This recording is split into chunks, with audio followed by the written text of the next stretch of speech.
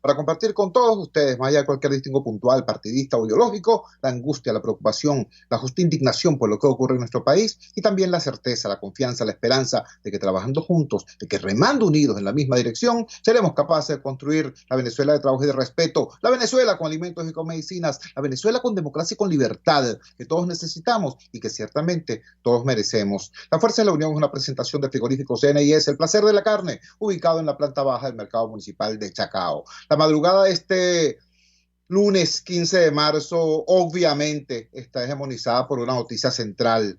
El repunte de los casos de COVID-19 en nuestro país ya es inocultable, independientemente de todos los problemas de subregistro, de los problemas en la cantidad de pruebas PCR que se aplican y las dificultades para su procesamiento en muy pocos laboratorios. Independientemente de todo, ya la cantidad de casos en los hospitales y clínicas es relevante y preocupante.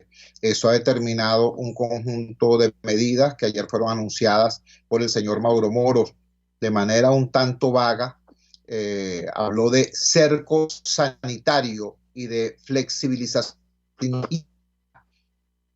y definir exactamente qué significa una cosa o la otra. Lo cierto es que el país está en un escenario que fue advertido por las sociedades científicas y por las academias hace ya algún tiempo. Tenemos en línea a un experto venezolano, un médico infectólogo, una persona que ha sido doctor, orientador de la opinión pública nacional a lo largo de todo este año, una persona que tiene una opinión, una voz generalmente ponderada y serena, pero muy clara y muy firme en relación a esto. Me refiero al doctor Julio Castro, repito, médico infectólogo venezolano. Julio, gracias por atender nuestra llamada madrugadora. Por favor, ubica a la audiencia de Radio Caracas Radio en qué situación estamos, más allá de todo el tema de la extrema preocupación justificada por demás, en qué situación estamos, qué significan desde tu punto de vista, desde tu condición de profesional, los anuncios hechos ayer por el señor Mauro Moros,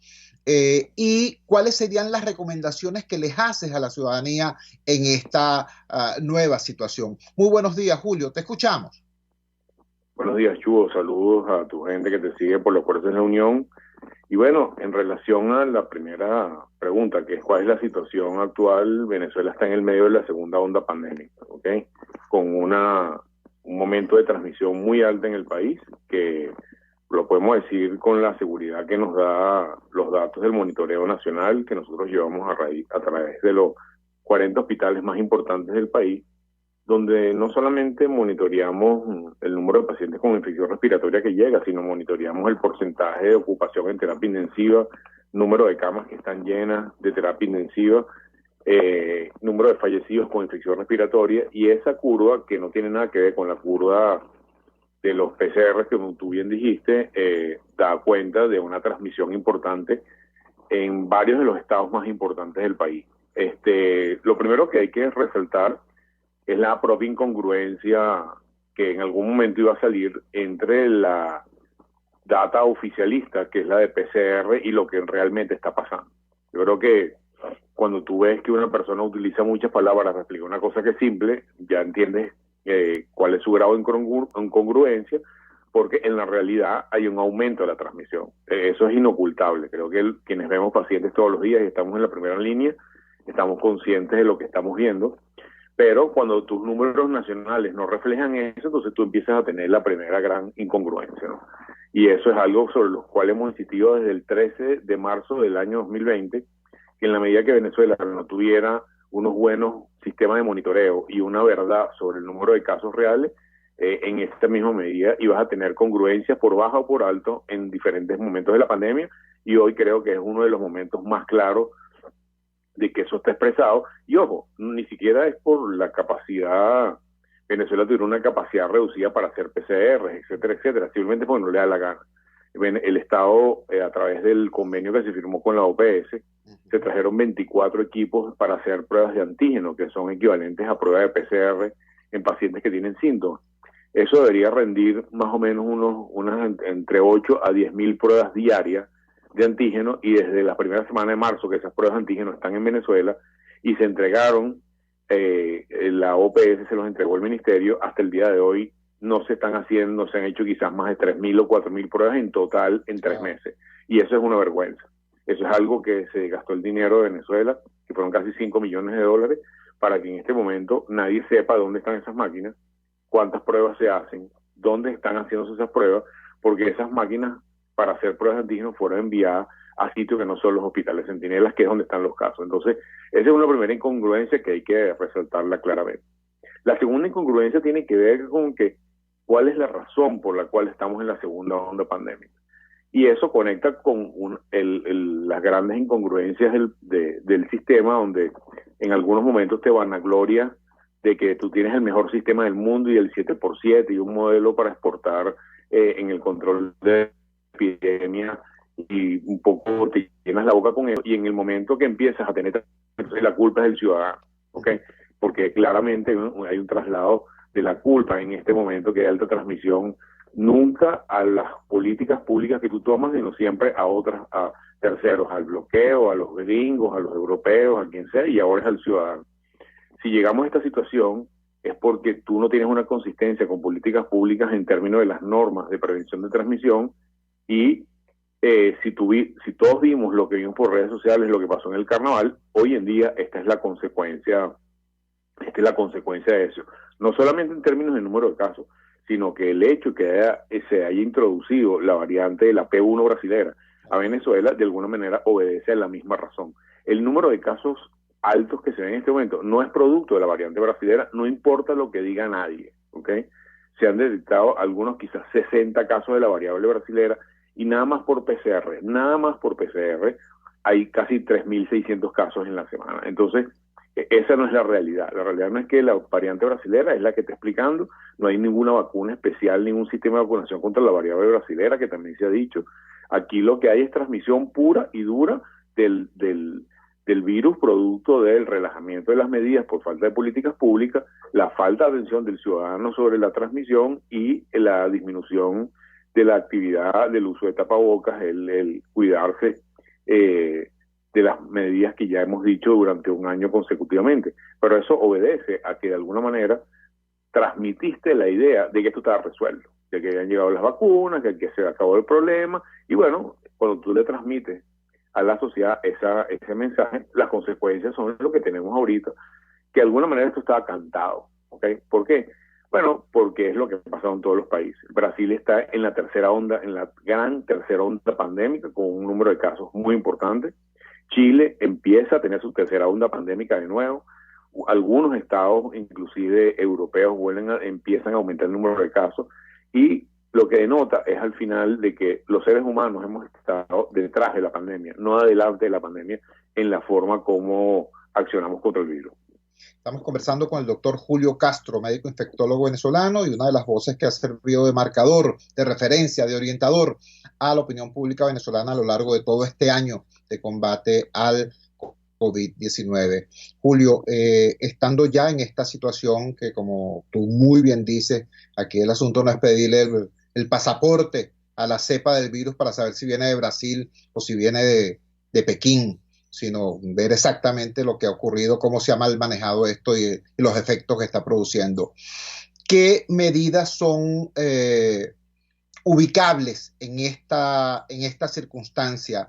¿Qué pasa con la capacidad de respuesta de los hospitales públicos? A un año del inicio de la pandemia, esa capacidad de respuesta es más robusta, más sólida, de mejor calidad. ¿En qué condición se encuentra el área de asistencia privada para dar respuesta también? ¿Cuál es tu apreciación sobre ese perfil? Digo, para que la gente que tiene necesidad sepa con qué puede contar, porque la última cosa que escuchamos ayer tiene que ver con eso que tú refieres, el hacer descansar la culpa ahora en el ciudadano, entonces, porque el ciudadano es maluco porque no se quiere hospitalizar. Ustedes han advertido desde hace muchísimo tiempo, las sociedades científicas, que la hospitalización debería ser una opción reservada a los casos más delicados. ¿Cuál es el panorama de la capacidad de respuesta en salud? Fíjate, el panorama es más o menos el mismo que cuando empezamos la pandemia. El sistema hospitalario venezolano ha mostrado cero flexibilidad en el sentido del aumento de la capacidad o la oferta de camas tanto de pacientes con enfermedad moderada como con enfermedad severa. ¿Qué te quiero decir con eso? El número de respiradores que tenemos ahorita es el mismo que tenemos en marzo del año pasado. Dios. O sea, aquí no ha habido ninguna previsión de que esto eventualmente iba a llegar, y era lógico que iba a llegar. No ha habido ninguna previsión de tú tratar de aumentar el número de camas. Te voy a poner un ejemplo, digamos, notorio, o dos ejemplos notorios. Hospital Universitario de Caracas. El Hospital Universitario de Caracas debe tener unas 900 camas, más o menos en total. De esas 900 camas, solamente son usables para COVID, quizás unas 60, más o menos, 70 en el mejor de los casos. Entonces, ¿por qué el Hospital Universitario no puede recibir más pacientes con COVID? Bueno, porque no hay oxígeno, porque no hay tomas de oxígeno, porque no hay personal, porque no hay insumo, porque no hay la previsión de tener unidades preparadas para atender COVID, y eso, si lo reflejas en el resto de los hospitales de Caracas, es más o menos lo mismo, con números más o números menos. Voy a decirte un segundo ejemplo. Hospital Pérez Carreño. Es el hospital probablemente de trauma más importante del oeste del país en este momento, del oeste de Caracas. El Hospital Pérez Carreño no tiene un solo ventilador para pacientes COVID.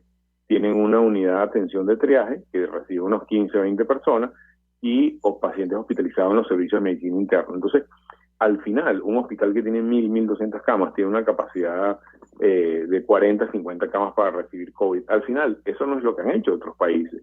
Ahí, la mayoría de los países en América Latina, te voy a poner el ejemplo de Chile, que lo ponemos de primera mano, o el ejemplo de Colombia, llega un momento en que el 80% de las camas totales del hospital eran dedicadas a COVID, y tú destinabas recursos para eso, y tienes una estrategia para eso. No puedes hospitalizar un paciente grave que requiere oxígeno en el Poliedro. Tampoco lo puedes hospitalizar en un hotel, porque el hotel no tiene oxígeno. Estos pacientes requieren manejo médico, requieren insumos, que es donde no se ha aumentado la capacidad. De nada sirve aumentar la capacidad hospitalaria o hotelera y convertir los hoteles en hospitales si en esos sitios no tienes las medidas mínimas de atención. Entonces, esto es algo que venimos diciendo igualmente desde hace un año, que ha debido preverse, que tú tienes que tener esa capacidad y esa flexibilidad de que en el momento que la epidemia lo requiera, aumentes el número de camas relativamente rápido, y eso en realidad no ha pasado. Entonces, la situación en este momento, por lo menos en el área metropolitana de Caracas y en el estado Miranda, es que conseguir una cama para un paciente con COVID se convierte en una tragedia, y empieza el ruleteo, el del paciente para acá, mándalo para allá, no lo podemos recibir. Eso es lo que hemos estado viviendo, por lo menos durante la última semana, en el área metropolitana, y es probable que siga pasando en las próximas semanas. ¿Y eso incluye a las clínicas privadas? Por supuesto, eso incluye las clínicas privadas. Las clínicas privadas tienen una capacidad limitada también, y te doy unos números. Se calcula que el número de ventiladores en el área metropolitana de Caracas puede estar, en el sector público, puede estar alrededor de unos 40, 50, ¿ok?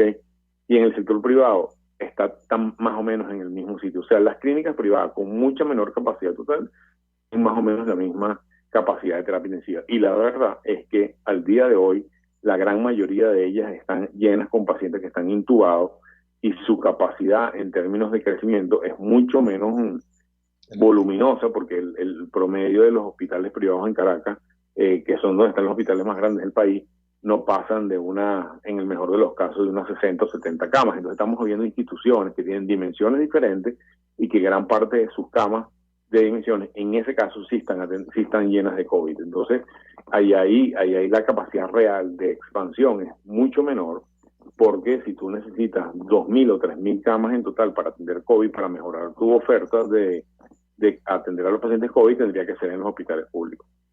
Julio, visto ya el panorama complejo, previsto, por cierto, anunciado, denunciado por la academia y por las sociedades científicas, pero ya visto el panorama complejo y visto lo que es el perfil de la oferta posible de atención, ¿cuáles son tus recomendaciones al ciudadano, al padre de familia, a la madre de familia que te está escuchando, al joven que te está escuchando, al trabajador que te está escuchando en este momento? Fíjate, yo creo que debemos insistir en las medidas que ya hemos dicho, y eso tiene un componente especial en este momento. Si usted usa bien el tapaboca, ¿okay?, o usted mantiene la distancia con otras personas, no hay cepa brasilera, inglesa, china, japonesa, surafricana que lo afecte. Las medidas que funcionaban antes también funcionan ahora contra las variantes. Entonces, utilice su tapaboca bien utilizado, póngaselo como es, no salga de su casa sin tapaboca. Yo diría que en este momento es importante que usted solamente salga de su casa o tenga contactos con otras personas por razones estrictamente indispensables. ¿Qué significa eso?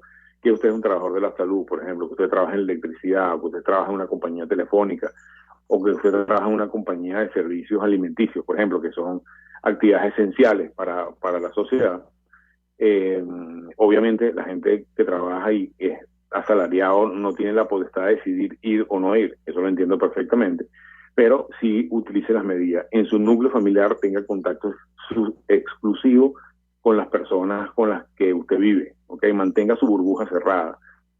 Segundo, si alguna persona tiene síntomas respiratorios, como hemos dicho, tiene que tratar de aislar a ese paciente, o sea, en su misma casa aislarlo y tratar de obtener algún consejo médico para el manejo de esas personas. Repito, la mayoría de las personas con COVID no requieren atención médica y se pueden manejar ambulatoriamente, pero tenemos que tener las garantías de que los que se complican debemos llevarlo al hospital. No se automedique, no hay medicamentos famosos, medicamentos milagrosos para tratar el COVID. El COVID es un virus y como tal no hay ningún tratamiento que se pueda hacer en la casa excepto manejar la fiebre y los síntomas generales. Guarde reposo, use las normas de etiqueta dentro de su casa también. Si alguna persona con síntomas, proteja extremadamente a sus viejitos, que son los más involucrados o los más afectados por esta pandemia. Y si usted pues notifique a su trabajo que tiene síntomas y en su trabajo le dirán qué es lo que debe hacer. Tenemos que cuidarnos a nosotros y cuidar a los que están alrededor de nosotros. No hay fórmulas mágicas para esto y en estos momentos de alta transmisión tenemos que hacer un esfuerzo especial por evitar que la transmisión siga aumentando. Julio, te agradecemos enormemente que nos haya dado esta información que es veraz, que es dura, ¿no?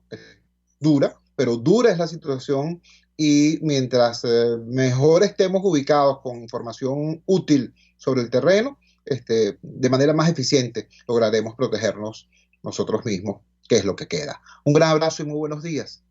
Un gran abrazo, Chugo. Hasta luego. El doctor Julio Castro, médico infectólogo venezolano, dándonos esta visual del panorama, una visual seria, ¿no? Dice, el tema no es si la cepa es de Pekín, es de Brasil, es de Groenlandia, del Polo Sur. El tema es cómo se ha venido manejando este asunto y cómo se produce finalmente el escenario que había sido advertido, denunciado, anunciado por las academias y las sociedades científicas. En segundo lugar, nos expone la limitada capacidad de respuesta que tiene el sistema de salud venezolano. Nos dice el sector público está prácticamente en las mismas condiciones de hace un año y nos pone ejemplos concretos, hospitales concretos, número de camas concretos. Efectivamente, allí está muy limitada esta situación y nos habla del sector privado, donde sí ha habido una mayor profusión de preparación de camas para atender estas circunstancias. Sin embargo, la posibilidad de crecimiento de esto es muchísimo menor. Alternativas, cuidarnos nosotros. Lo dijo, la palabra me quedó retumbando en la cabeza. Cerrar la cúpula, cerrar la burbuja donde estamos cada uno de nosotros con su respectiva familia. Cerrar la burbuja, no tener contacto que no sea absolutamente indispensable. Seguir manejando con rigor el tema del tapabocas, el tema de la distancia social y el tema del lavado de manos. Nos dice, eso sigue siendo el mejor recurso frente a la cepa, venga de donde venga. Esta es la situación. Esta es la situación. Ya fue anunciado por el ciudadano gobernador del estado Miranda y por los alcaldes de Chacao, El Hatillo, Baruta, las medidas en que se manifiesta este cerco sanitario y esta flexibilidad restringida. No hay circulación abierta entre los municipios, va a haber restricción en la circulación entre municipios, los sistemas masivos de transporte, metro y ferrocarril que viene del TUI va a ser exclusivamente para las personas que puedan mostrar salvoconducto, va a haber restricción al resto del transporte automotor, camionetas, taxis, mototaxis. Esa es la situación. Yo simplemente quiero decirles que, bueno, nuestra palabra de respeto y de solidaridad a todos a la memoria de los que ya han caído víctimas de la pandemia, nuestra palabra de respeto y solidaridad a quienes están en este momento luchando por recuperar su salud, nuestra palabra de solidaridad también a quienes han pasado todo este año y sin embargo, gracias a Dios, no han sufrido en carne propia esta afección. Vamos a salir de esto con una dosis inmensa de disciplina social, de autocuidado, de solidaridad personal, familiar, comunitaria. Pero hay que tener toda la seriedad que otros actores no han tenido. Vamos a hacer lo que haga la diferencia para garantizar que nuestras familias estén a salvo. Y eso es, bueno, cerrar la burbuja, lavado de manos, uso de tapaboca, distancia social. No hay otra. Vamos a la siguiente pausa comercial y ya regresamos con muchísimo más de La Fuerza. La fuerza es la unión. Usted escucha Unidad, la fuerza es la unión, con Chuo Torrealba por RCR 750 AM. Ellos sí que no saben nada. Y así nos va. El espacio donde se tocan los temas más candentes de interés político y nacional. Y así nos va. En este programa, la picardía y el humor inteligente son los protagonistas. Pura cabilla. Lara y Hernández descosen y revelan los secretos más oscuros del acontecer político. Y así nos va. De lunes a viernes a las 4 de la tarde. Por RCR 750 AM. Una palabra bien dicha y en el momento oportuno puede hacer la diferencia. Palabras sueltas pueden no significar nada, pero juntas pueden mover el mundo. Palabras más o menos me estás dejando. Descúbralas junto a una periodista intrépida, incisiva y audaz, María Alejandra Trujillo en Palabras más, palabras más, palabras menos. Palabras más, palabras menos. De lunes a viernes, a partir de las 7 de la mañana, por RCR 750 AM.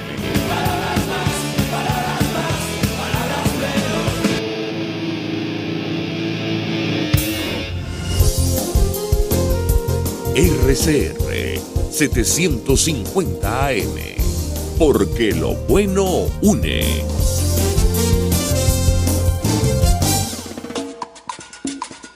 Opinión, ideas en debate. Usted escucha a Chuo Torrealba en Unidad, la fuerza es la unión, por RCR. Regresamos a La Fuerza es la Unión. A lo largo de este año, con la pandemia, hemos sufrido dos embates. Por un lado, el del virus. Por otro lado, el de la desinformación. La desinformación que causa ansiedad, que causa desesperación, que induce a conductas inadecuadas y que finalmente termina haciéndole el juego al virus. Por eso, en este segundo segmento del programa, vamos a compartir una entrevista, el contenido de una entrevista que le hicimos a la colega María Fernanda Madrid. Y es integrante de un equipo de periodistas que hizo un seguimiento a lo que pudiéramos llamar la infodemia, la manipulación informativa que ha intoxicado a la sociedad a lo largo de esta pandemia. Escuchemos de inmediato entonces la conversación que tuvimos con María Fernanda Madrid. Caracas, Venezuela toda está impactada por como un repunte en el número de casos de COVID-19, de contagios, de casos positivos de COVID-19. Esto de alguna manera fue advertido por las academias, por las sociedades científicas, etcétera. Ahora, recordemos que siempre nos advirtieron los expertos, Julio Castro, entre otros, que al lado de la pandemia existía algo llamado la infodemia, es decir, un conjunto de informaciones que en lugar de aclarar el panorama, contribuían a exacerbar la angustia, la ansiedad, la confusión y la toma de decisiones equivocadas alrededor del tema de la pandemia. Hay un equipo de periodistas venezolanos que se dedicó a hacer un estudio en profundidad sobre este fenómeno durante todo el año que ha transcurrido. En ese equipo se encuentran entre otros María Fernanda Madrid. Este equipo está coordinado por la profesora Iria Puyosa y entre otras personas está la colega María Fernanda Madrid. Ella es investigadora y docente del ININCO, del Instituto de Investigaciones de la Universidad Central de Venezuela en el área de comunicación, y la tenemos en línea en este momento. María Fernanda, gracias por atender nuestra llamada madrugadora. Este estudio sobre COVID, infodesorden, exactamente qué buscaba y qué encontró. Buenos días, te escuchamos. Buenos días, Cheo. Buenos días a todos los que te escuchan y me escuchan en este momento. Nosotros, arrancada la pandemia, en abril en Caracas, decidimos que nos queríamos saber qué estaba recibiendo la gente y qué estaba haciendo la gente nos incluía también a nosotros, con el volumen increíble de información que circulaba a propósito de la pandemia. Queríamos saber cuánta de esa información no era realmente información, sino desinformación, lo que los expertos llamamos desinformación, es decir, contenidos falaces, medias verdades, mentiras cochinas abiertamente así reconocidas, y de qué manera eso interactuaba con una población angustiada por un evento que nos agarró a todos fuera de base y que aun cuando nos hubieran alertado, y de hecho nos alertaron mucho, no hubiésemos podido ponderar su alcance. Entonces decidimos elegir como plataforma de observación a WhatsApp, que es esta especie de nueva casa de vecindad, de nueva plaza pública, donde todos de algún modo comunicamos lo que sentimos, y hicimos 2 cortes de corpus. Hicimos una primera observación entre abril y julio del año 2020, donde nos interesó todo lo que circulaba que hablaba de pandemia. Obtuvimos en ese corpus 2.401 piezas de contenidos muy variados. Ahí tuvimos piezas infocomunicativas que decían cómo utilizar, eran campañas para enseñarnos a manejar la bioseguridad, etcétera, muchísimo humor. Recibimos también mucha información motivacional de creencias, cadenas de oración, convocatorias al perdón. Recibimos también en ese material, por supuesto, desinformación. De las 2.401 piezas, 520 eran desinformativas. Pero como el foco de nuestro interés era precisamente conocer estas, hicimos un segundo corpus y observamos grupos de WhatsApp, en total 110 grupos de WhatsApp de muy divertísimo origen, observamos durante 10 meses, y allí nos concentramos en este tipo de piezas sospechosas de comunicar a las personas información engañosa, manipulada, medias verdades o abiertamente falsas. Ahí obtuvimos 773 piezas de este tipo, y a ellas les aplicamos entonces un estudio un poquito más analítico para saber qué cosas se estaba diciendo y qué hacían las personas, nosotros, repito, incluidos cuando no somos académicos, sino personas del común, qué estábamos haciendo con estas informaciones, porque parte del problema es que nosotros, los usuarios, las personitas, nos transformamos involuntariamente muchas veces en los actores más eficientes en la amplificación de este tipo de noticias que no informan, sino desinforman. Es así, eso es el peligro fundamental. ¿De qué manera, María Fernanda, estamos conversando con María Fernanda Madrid, periodista, investigadora, docente del ININCO de la Universidad Central de Venezuela? ¿De qué manera incide en esta situación el hecho de que en nuestro país el peculiar, es decir, en casi todos los países del mundo, el Estado procura que no circule información falsa y alerta sobre la información falsa? En nuestro caso, tenemos al gobierno hablando de medicamentos milagrosos, de una molécula misteriosa, de las goticas milagrosas del doctor José Gregorio Hernández, es decir, al propio Estado emitiendo información que está muy lejos de ser considerada como prudente, necesaria o útil por las sociedades científicas. ¿De qué manera incide esto en el conjunto general de este desorden informativo alrededor del COVID-19? Sí, eso fue parte de los aspectos que nosotros evaluamos. En general, nosotros conseguimos en el corpus como 3 grandes grupos de asuntos que circulaban. Uno, temas sobre los tratamientos, no solamente referidos a Venezuela, sino en general, y es importante porque en nuestro WhatsApp circuló muchísima información, no necesariamente generada en Venezuela, sino desde otros países. Recuerden que tenemos una diáspora muy, muy dispersa en el planeta y desde allí estas personas envían a sus familiares acá, ¿no?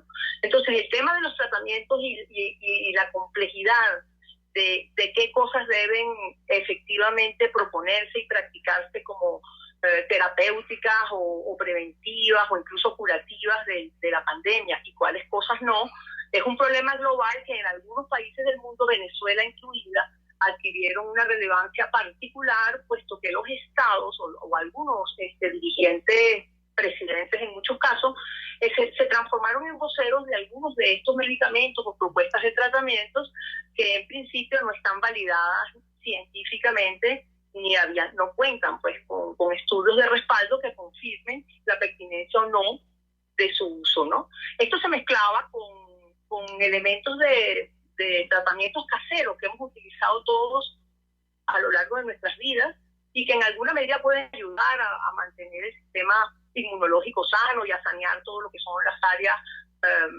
bucales y de nasales, pero esas cosas no curan, apoyan, ayudan, coadyuvan o dietas. El caso es que todo eso se mezclaba y circulaba de un modo muy, muy importante en los grupos de WhatsApp. Y de hecho, estos tratamientos, en unas mezclas que llamamos memestein, porque lo que solía, en alusión a Frankenstein, porque entonces tú recibías piezas, hay muchas piezas que mezclan un dato científico, el consumo de un medicamento científico, con las goticas milagrosas, además de unas gárgaras de sal. Y eso tenía un reenvío muy, muy importante. Una de las cosas que nosotros medimos fue cuáles de los mensajes eran más reenviados. Ustedes saben que desde el 2019 WhatsApp indica con un doble flechado qué mensajes han sido muy reenviados. Entonces nosotros ubicamos cuáles de los que nosotros recibimos en los grupos recibían mayores reenvíos. Y muchos de ellos eran precisamente estas especies de tratamientos que visibiliza la desesperación, la angustia de las personas por encontrar caminos para protegerse en un país donde además los medicamentos oficiales son enormemente costosos. Entonces, efectivamente, en Venezuela esto ocurrió. Donald Trump y Jair Bolsonaro, por ejemplo, también promocionaron el uso específico de un medicamento, la cloroquina o la hidroxicloroquina, y plantearon que la estaban utilizando cuando aún la Organización Mundial de la Salud no los había validado.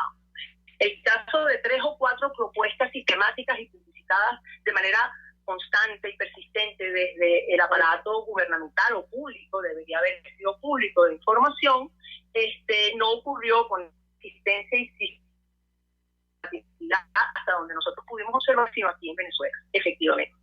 Conversamos, repito, con María Fernanda Madrid, periodista venezolana, investigadora del ININCO y docente en la Universidad Central de Venezuela.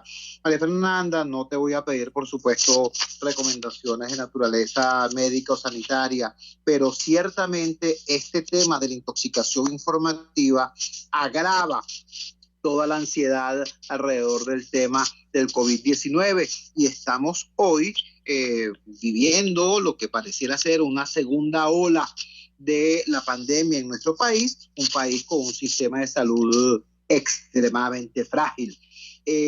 ¿Cuál sería tu recomendación como comunicadora y como ciudadana después de estar todo un año haciendo este seguimiento a lo que son las informaciones, rumores y versiones que circulan en este caso concreto en WhatsApp a propósito del tema? ¿Qué le recomendarías tú al ciudadano, a la madre de familia, al padre de familia, al venezolano de a pie que está expuesto a ese bombardeo informativo y misericordia? Oye, vale, te digo que nosotros lamentablemente no esperábamos que al año y al momento de poder publicar los resultados de este informe nos consiguiéramos con el momento que estamos viviendo ahorita. En este año Venezuela no había vivido un momento de crecimiento exponencial de la pandemia como el que estamos viviendo ahora. Esto en este momento es serio, de verdad. Y yo quiero señalar aquí uno de los contenidos que nosotros detectamos que se consumían más, que es un fenómeno que responde a muchas cosas complicadas que no podemos decir aquí, es esto que llamamos las teorías de la conspiración o contenidos conspiranoicos. Entre otras cosas, la satanización, por ejemplo, de la vacunación, con un volumen inmenso de materiales que señalaban la imposibilidad, que no debería, las personas no deberían vacunarse, o porque no lo necesitaban, o porque iban a morir si se vacunaban, o peor aún, porque la vacuna forma parte de un proyecto global, planetario, de dominio, que conecta con teorías tan estrambóticas como que el 5G, la radiación 5G permite inocular y controlar unos microchips que nos inocularían a través de las vacunas para dominar a las personas a nivel global. Yo invito a las personas, primero que nada, a utilizar su propio sentido común, que es la recomendación que hacemos todos los que hacemos verificación y desinformación.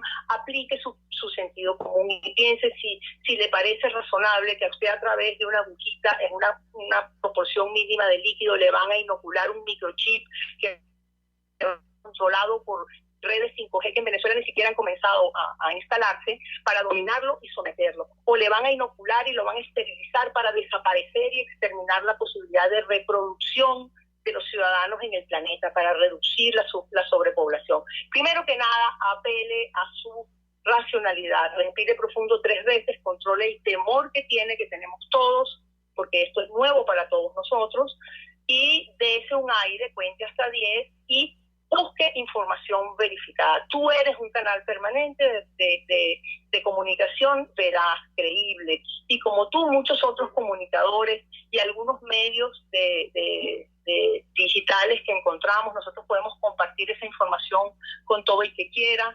Quiero compartir con ustedes las redes del ININCO, allí estamos, porque además nosotros queremos comunicar a la mayor cantidad de personas posibles en el lenguaje más coloquial posible y con la ilustración mayor, que fue lo que nosotros conseguimos para que no continuemos amplificando aquello que a la postre nos está dañando más.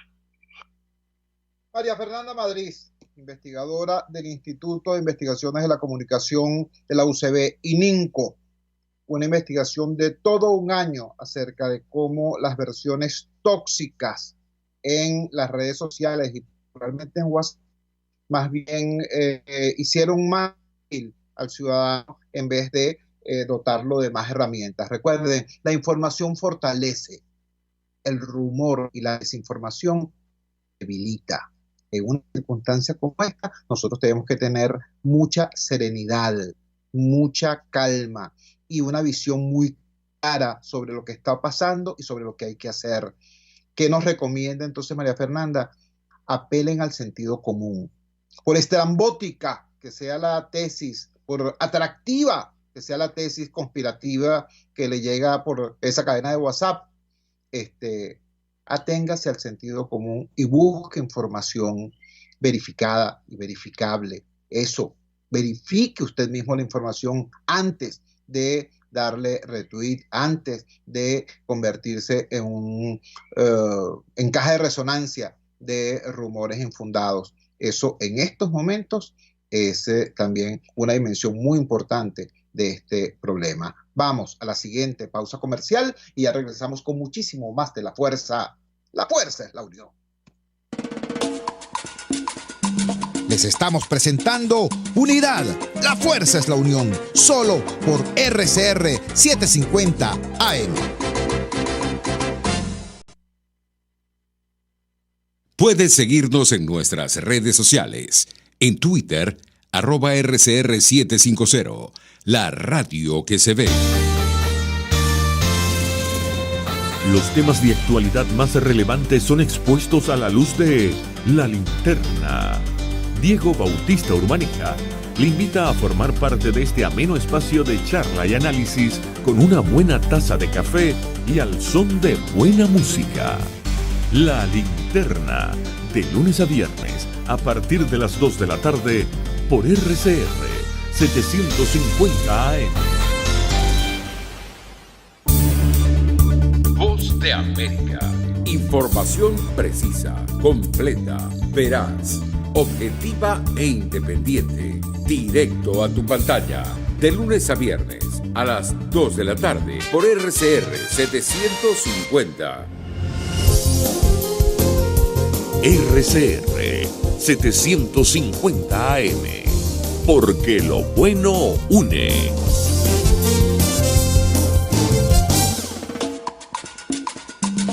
Les estamos presentando Unidad. La fuerza es la unión. Solo por RCR 750 AM. Regresamos a La fuerza es la unión y ahora vamos a ver una tercera dimensión de esta situación que pareciera escapar de la mirada de la clase política venezolana, y hablo de la clase política, tanto del gobierno como de la oposición. Desgraciadamente, la clase política suele ver no la situación que vive el ciudadano, que vive el país, sino ellos ven variables, ¿no? En este momento la variable es el tema salud, el número de camas, la cantidad de casos, etcétera, etcétera. Entonces dice, bueno, por supuesto, la medida es cerco sanitario, restricción de movilidad. Ojo, pero es que está pasando otra cosa al mismo tiempo.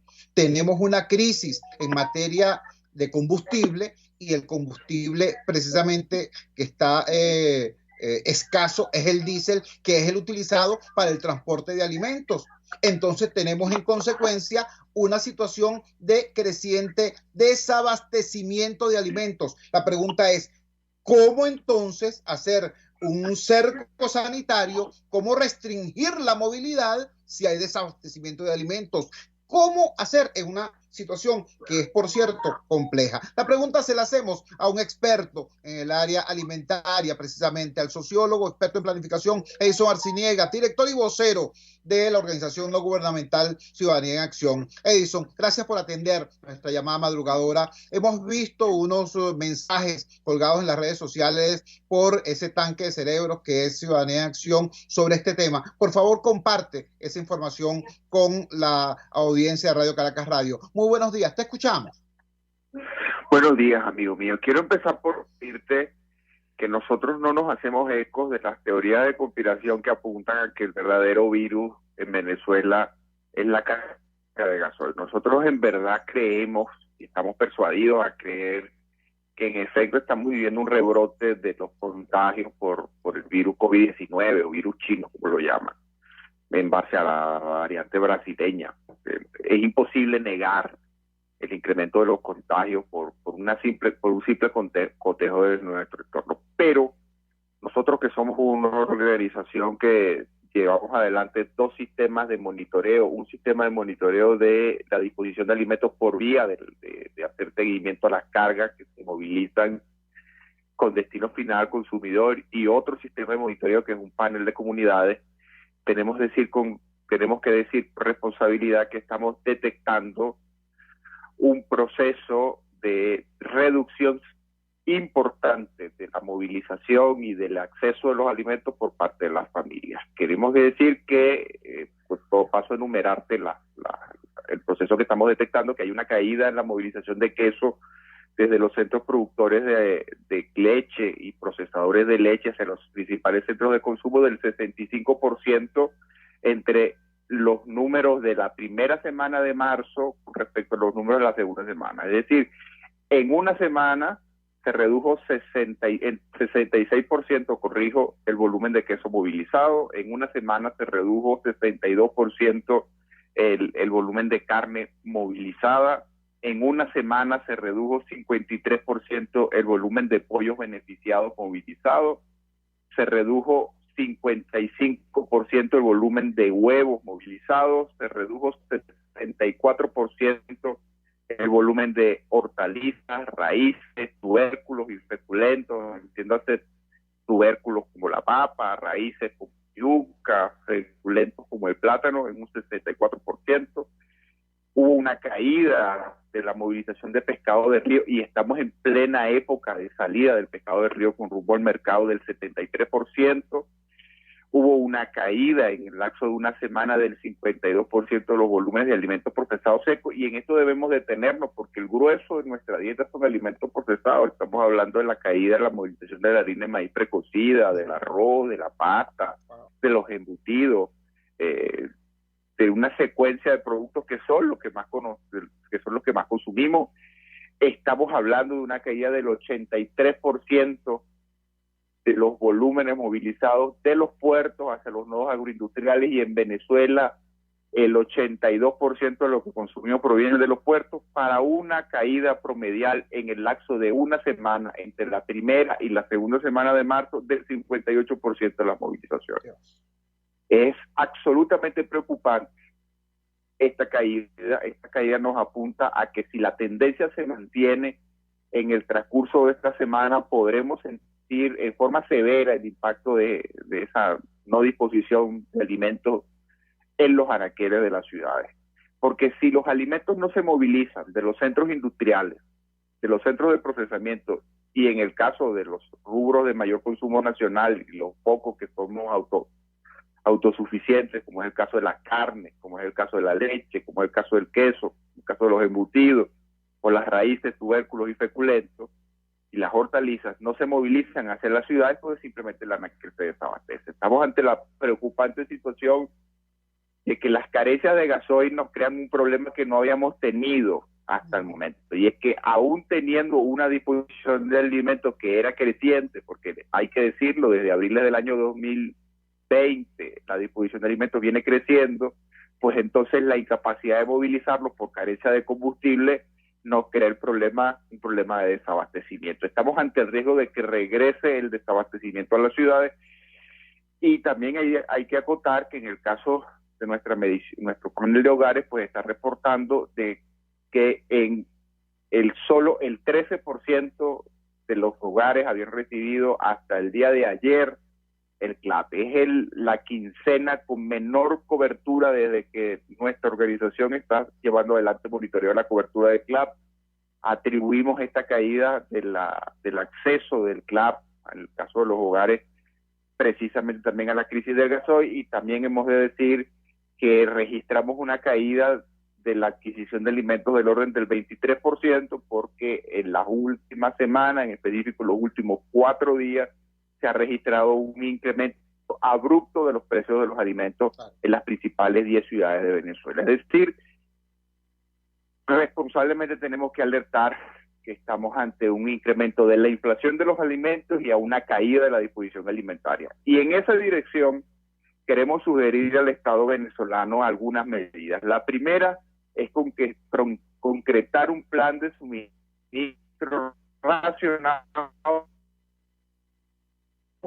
priorizando la movilización de cada destino a los centros de consumo para prevenir el desabastecimiento. La prioridad en este momento es que los alimentos se puedan movilizar para que las familias puedan seguir accediendo a ello y no se generen fenómenos de incremento de los precios. La segunda medida es agilizar el otorgamiento de licencias de importación privada de combustible a actores no sujetos a sanciones ni susceptibles de ellas, habidas cuenta que la carencia de diésel o gasoil responden a la paralización de los despachos de gasoil desde las refinerías nacionales.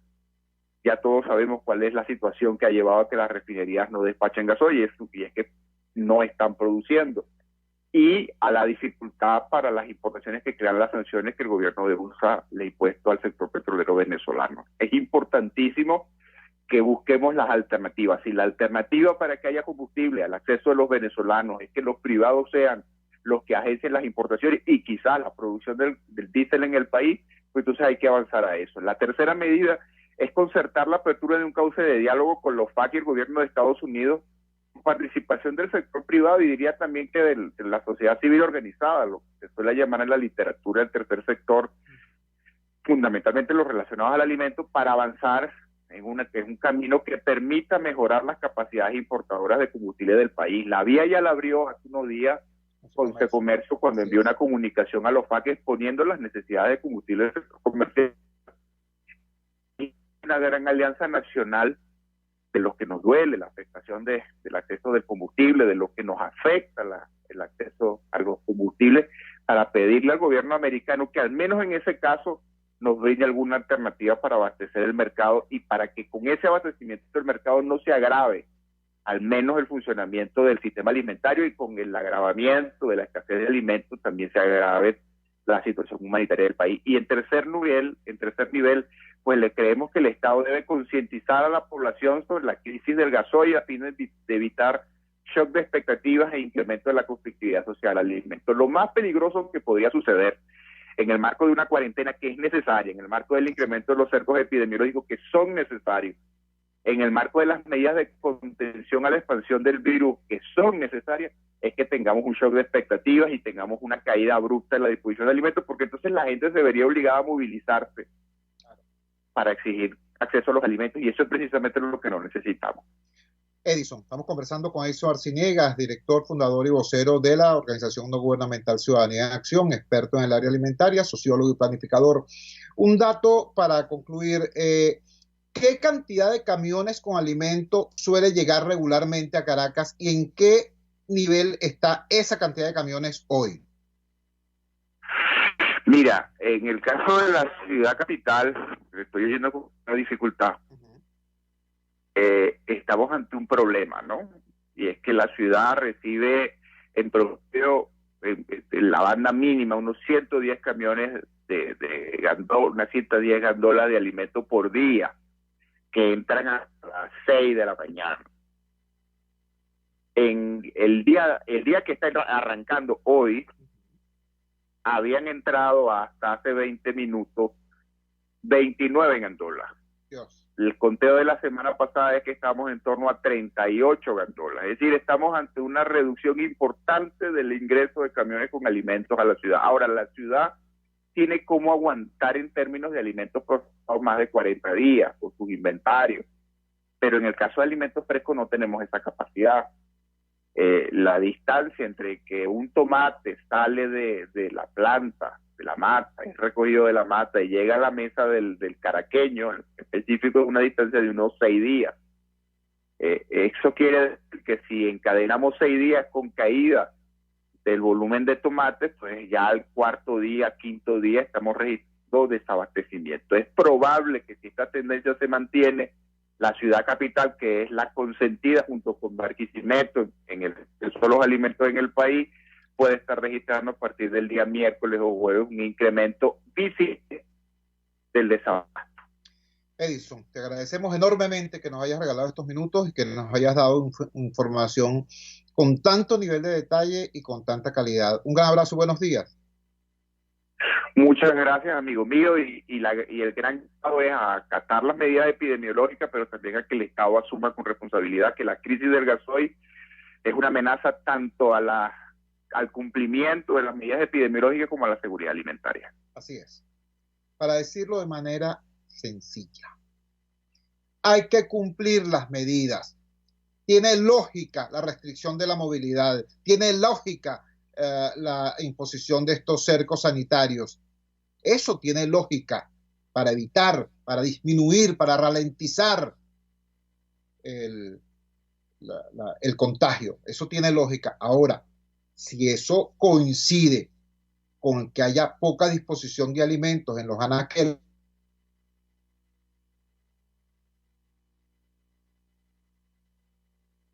allí en la bodega, en el mercado, en el supermercado, en el mercado municipal que le queda cerca, usted va a tener que buscar esos alimentos más allá y entonces se va a producir justamente lo que se quiere evitar, que es el tránsito de los ciudadanos a través de los municipios, exponiéndose entonces al contagio o llevando el contagio ellos mismos.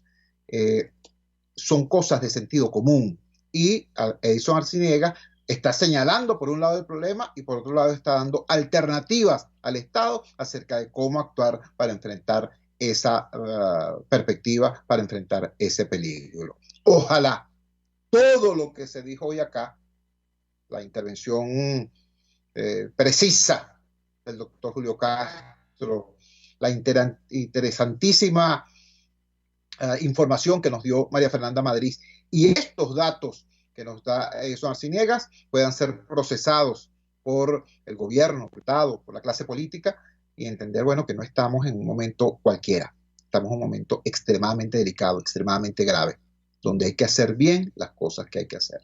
Trabajamos para ustedes, la dirección general de la emisora, Jaime Nestares, al frente de los controles estuvo Néstor Tobar, habló para ustedes su amigo, comunicador popular, activista social, ciudadano en lucha por la democracia y por la libertad, Jesús Chuo Torrealba. Ahora más que nunca, fuerza, Venezuela, porque la fuerza es la unión. La fuerza de la unión fue una presentación de Frigoríficos NIS, el placer de la carne, ubicado en la planta baja del mercado municipal de Chacao. Cuídense muchísimo, muchísimo. Lavado de manos, uso de mascarilla, distancia social, no salgan de la casa si no es absolutamente indispensable.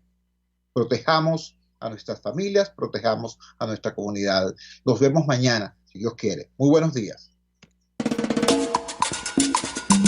RCR presentó Unidad, la fuerza es la unión, con Chuo Torrealba, solo por RCR 750 AM. Tarot, ciencias ocultas. Descubre el motivo